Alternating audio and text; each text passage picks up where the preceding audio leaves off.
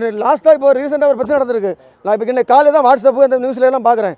ஆனால் ஒரு சம்பவம் நடந்திருக்கு. அது சரியா தவறா என்னங்கிறது நமக்கு சரியாக தெரியல. ஆனால் நிறைய தப்பான விஷயங்கள் பேசியிருக்கிறாங்க. முற்புறவியில் இந்த இந்த இந்த இப்போ நீ அழகாக இருக்கிறது இல்லாதது காரணம் முற்புறவியில் நடந்த இந்த பாவம் தான் அப்படிங்கிற மாதிரிலாம் ஒருத்தர் வந்து பேசியிருக்கிறாரு. ஸ்பிரிச்சுவல் பீஸ் கொடுக்குற மாதிரி ஆன்மீக சிறப்பில் ஆட்டிருக்கிறாரு. அது வந்து நம்ம ஸ்கூலில் இதெல்லாம் தேவையில்லாத வேலை. அப்போ சரி அவர் பேசிகிட்டே போகிறாரு. இவ்வளோ டீச்சர்ஸ் இருக்கிறாங்க, ஹெட்மாஸ்டர் இருக்கிறாங்க, அதை பாதியில் தடுத்துட்டு இருக்கலாம். கடைசி பேச விட்டாங்க. அது வந்து தப்பான விஷயம் இல்லை. ஸ்கூலில் இது தப்பான விஷயம் இல்லை. நான் தெரியாமல் கேட்குறேன். இவ்வளோ தூரம் அவங்கள பேச விட்டு வேடிக்கை பார்த்துருக்காங்களே, அது பாதியில் தடுத்து நிறுத்திருக்காங்களே அந்த மிஸ்ஸஸ் இவ்வளோ சீரியஸ் இருக்கிறாங்கல்ல. நாளைக்கு இவ்வளோ தவறு நடக்குது. எவ்வளோ நாங்கள் வந்து பள்ளியை குறைதல விரும்பலை. பள்ளி நல்லா பக்காவாக பண்ணுறாங்க, நல்லா டெவலப் பண்ணி நல்லா கொண்டு போயிட்டுருக்காங்க. ஆனால் எவ்வளோ தூரம் அவங்க டெவலப் பண்ணி கொண்டு போயிட்டுருக்காங்க அவ்வளோ தூரம் ட்ரபிள் நிறைய இருக்குது. ஓகேவா? நன்றி. சிவகுமார் இந்த இந்த இதுக்கு முன்னாடி நடந்த மேலாண்மை குழு எலெக்ஷனில் நான் வந்து கலந்துக்கிட்டேன். கலந்து கொடுக்கும்போது என்ன பிரச்சனை ஆச்சுன்னா, அதாவது மறைமுக தேர்தல் நடத்தணும். ஆனால் மறைமுக தேர்தல் அவங்க நடத்தலை. எல்லாரும் கையை தூக்கி ஒரு ஒரு இது மாதிரி நேரடி தேர்தல் மாதிரி நடத்தினாங்க. அப்போ நான் அது குரல் கொடுத்தேன். கவர்மெண்ட் சொல்லியிருக்கு மறைமுக தேர்தல் நடத்தணும், ப்ராப்பராக நடத்தணும்னு சொல்லிட்டு.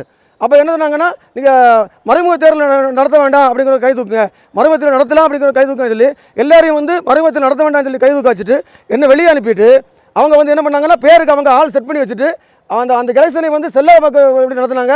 பெரிய ஆட்கள் இருக்கிறாங்க, கவுன்சில் இருக்கிறாங்க, யாருமே அதை பற்றி கொஸ்டின் கேட்கல. மாவட்ட கல்வி அதிகாரி வந்திருந்தார்.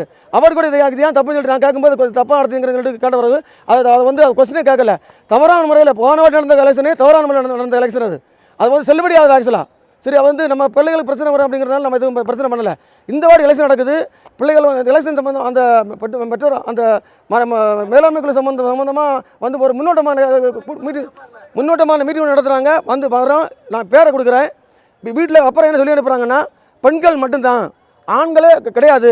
ஆண்கள் மேலாண்மை குழு எலெக்ஷனில் கலந்துக்க முடியாது. அப்பா வரவே கூடாது, அம்மா மட்டும் வரணும். யாருன்னா எல்லாருமே அப்படியே சொல்லி அனுப்பியிருக்காங்க அப்படிங்கிறாங்க. அப்போ நான் வரவே இல்லை. இது வந்து மிகப்பெரிய தவறான தகவல். பிள்ளைகள்கிட்ட தவறான தகவல் சொல்லி அனுப்பியிருக்காங்க. அவர் அரசாங்கம் எந்த உத்தரவு இந்த மாதிரி சொல்லவே கிடையாது. ஓகேவா? ரெண்டாவது வந்து இப்போ நம்ம ஹெட்மாஸ்டர் ரூமில் நம்ம வந்து ஒரு விஷயத்தை பற்றி ஒரு சாதாரண ஒரு கம்ப்ளைண்ட் பற்றியோ ஒரு தகவல் பற்றி பேச போனால் நீ ரவுடி சவுண்டு போடுற அப்படின்னு சொல்லிட்டு நம்மளை ஒரு மிரட்டி வெளியே அனுப்பிடுறது. வந்தா நீ சவுண்டு போடக்கூடாது, இந்த மாதிரி பண்ணக்கூடாது, அந்த மாதிரி பண்ணக்கூடாது.